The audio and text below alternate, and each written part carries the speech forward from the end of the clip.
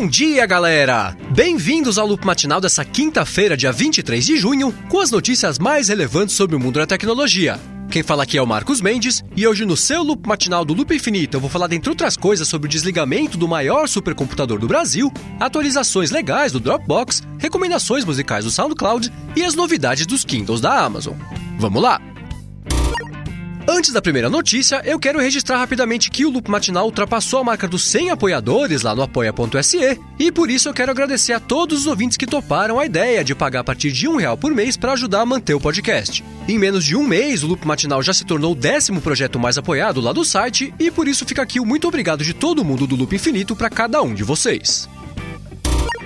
Eu começo o episódio de hoje falando sobre a Amazon, que lançou ontem uma atualização da linha básica do Kindle e aproveitou também para lançar uma versão branca do Kindle Paperwhite. Em relação à atualização do Kindle básico, agora ele tem 4 GB de capacidade de armazenamento, que é o dobro da versão anterior. Ele é um pouco mais fino e um pouco mais leve, tem as bordas mais arredondadas para ficar mais confortável de segurar, e agora ele tem Bluetooth, o que torna o dispositivo compatível de forma nativa com o recurso Voice View de acessibilidade para quem tem deficiências visuais. Essa atualização do Kindle já está à venda nos Estados Unidos pelo mesmo preço da versão anterior, custa $80 para a versão que mostra anúncios e $100 para a versão sem propagandas, e ainda não existe uma previsão da chegada ou do preço dele aqui no Brasil. Já uma coisa que chegou ontem mesmo no Brasil foi o Kindle Paperwhite branco, que custa os mesmos R$480 da versão preta. Ainda sobre a Amazon, ontem uma empresa de pesquisa chamada Sandvine publicou um estudo sobre os hábitos de consumo de vídeo no horário nobre lá nos Estados Unidos, e eles revelaram que o Amazon Video vem crescendo num ritmo bem acelerado, e hoje ele tem 4,26% de participação no mercado. Esse número num primeiro momento não parece muito significativo, mas por outro lado ele já é maior do que os números do iTunes e do Hulu, e é o dobro do que o relatório deles no ano passado tinha mostrado. Hoje o Netflix domina o mercado com 35% de participação, aí vem o YouTube com 17,5%, e em terceiro lugar vem justamente o Amazon Video com os 4,26%. Curiosamente, essa notícia vem poucas semanas depois do Jeff Bezos, que é o CEO da Amazon, ter dito que o Amazon Video só existe para atrair mais pessoas lá para o site dele, para ver se elas compram mais. Parece que a estratégia está dando certo. Alguns pesquisadores de segurança que vêm testando o iOS 10 fizeram uma descoberta bem curiosa nos últimos dias. De acordo com eles, o núcleo do sistema não está criptografado, o que ninguém sabe dizer se foi uma pisada na bola sem tamanho da Apple ou se foi uma decisão consciente da empresa, que pode estar pensando em contar com a ajuda do mundo inteiro para tornar o sistema operacional dela o mais seguro possível. O que acontece é o seguinte, o núcleo é basicamente o coração do sistema, é ele que gerencia a comunicação entre os apps e o hardware, memória, CPU e tudo mais, e a Apple sempre criptografou isso tudo para prevenir que as falhas de segurança fossem encontradas e exploradas para fazer o jailbreak no iPhone, por exemplo. Só que dessa vez, a Apple não criptografou o núcleo do iOS e ele está totalmente exposto para que qualquer um com o conhecimento necessário possa ler, explorar e encontrar as falhas que podem comprometer o sistema. Agora, isso não significa que o iOS 10 esteja em si comprometido, mas já que o núcleo está exposto, está bem mais fácil de achar as falhas que podem trazer problemas e está todo mundo querendo saber se a Apple fez isso de propósito para acelerar o desenvolvimento da segurança do sistema até o lançamento final do iOS 10 ou se alguém lá na Apple pisou bem feio na bola e esqueceu de trancar a porta antes do beta ir pro ar. Ontem o SoundCloud mostrou que segue firme e forte na disputa pelo mercado de streaming de música e anunciou a estreia do recurso Faixas Sugeridas, que analisa a atividade do usuário no site e passa a sugerir outras coisas para ele ouvir que talvez ele não conheça e possa gostar. Esse tipo de recurso tem dado bastante certo no Spotify e no Apple Music quando ele funciona, todo mundo que usa vive falando que tem conseguido descobrir várias bandas e músicas bem legais que a pessoa nunca tinha ouvido falar antes, e agora o SoundCloud também estreou um recurso parecido que ajuda a promover a descoberta das mais de 125 milhões de músicas que eles têm lá. O recurso já está disponível na plataforma web do SoundCloud e também nos apps dele para Android e para iOS, e para acessar a novidade é só selecionar a aba Descobrir, que apareceu ontem ali do lado das abas Stream e das paradas.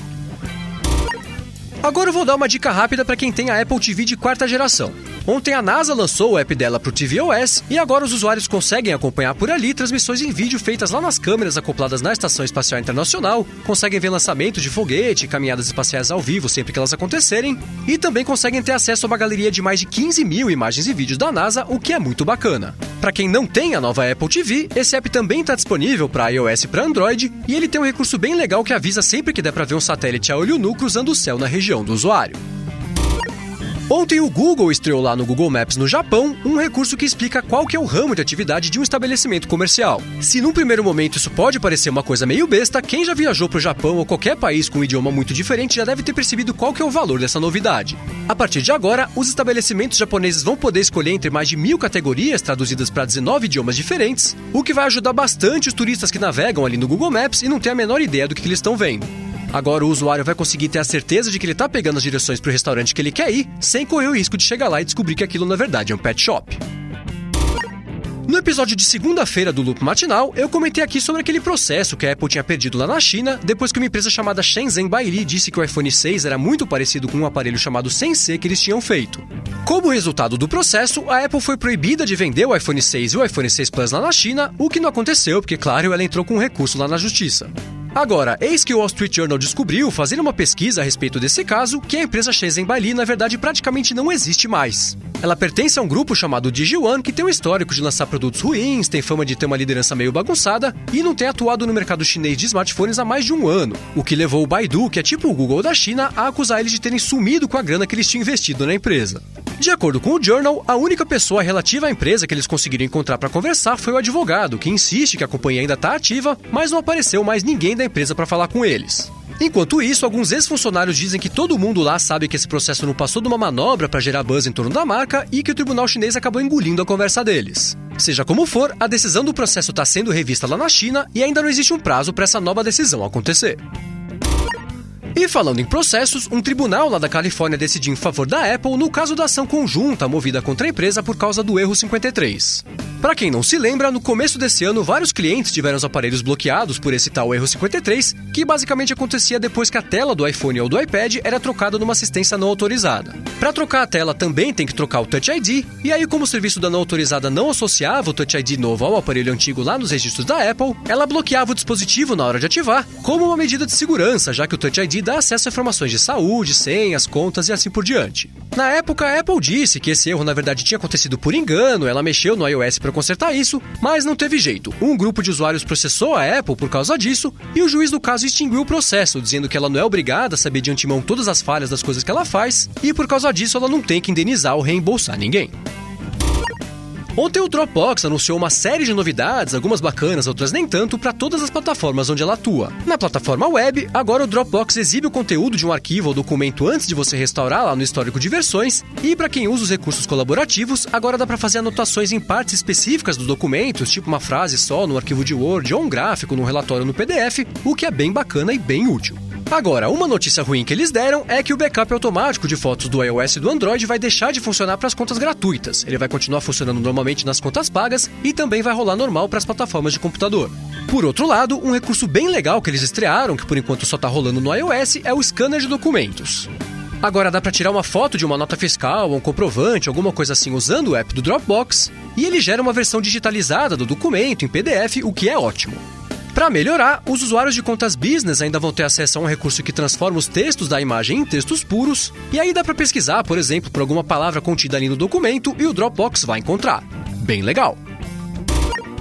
E por último, o Laboratório Nacional de Computação Científica, que fica lá em Petrópolis, no Rio de Janeiro, teve que desligar o supercomputador mais rápido da América Latina porque eles não têm mais como pagar a conta de luz que ele gera para operar. O supercomputador, que foi inaugurado há menos de um ano, custou 60 milhões de reais e leva o nome do Santos Dumont, é uma máquina que ocupa 380 metros quadrados lá no Instituto e dentre as outras especificações que se você quiser ver estão aqui na descrição do episódio, ele tem 47 terabytes de RAM e os processadores somam mais de 18 mil núcleos. Com todo esse poder de fogo, o Santos Dumont processa dados e informações de pesquisas que vão desde o pré-sal até Alzheimer e o vírus Zika, e para você ter uma ideia, ele faz em 3 dias o que os computadores dos laboratórios normais não conseguem fazer em 3 anos. Só que para fazer tudo isso, o Santos Dumont gasta o equivalente a 500 mil reais por mês de luz, o que é quase toda a verba que o Instituto recebe do governo federal. Por conta disso, eles tiveram que desligar o computador, o que inclusive pode danificar a máquina de forma permanente porque ela não foi feita para ficar desligada. Além disso, claro, tem um prejuízo enorme que afeta as pesquisas que estão paradas, o que é um passo para trás gigantesco para a comunidade científica brasileira.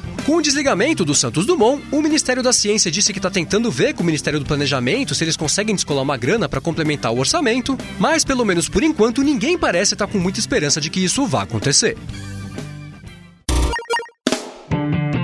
É isso aí, galera. O Loop Matinal do Loop Infinito vai ficando por aqui. Os links de tudo que eu comentei hoje vocês encontram aqui na descrição do episódio e também lá no youtube.com/loopmatinal e no soundcloud.com/loopmatinal. Se você quiser falar comigo no Twitter, procura por MV Sementes que eu tô sempre por lá. Obrigado a todos pela audiência, se inscrevam no canal do Loop Infinito no YouTube, dá uma espiadinha lá no apoia.se/loopmatinal se você achar que vale a pena apoiar o podcast, e eu volto amanhã de manhã. Falou!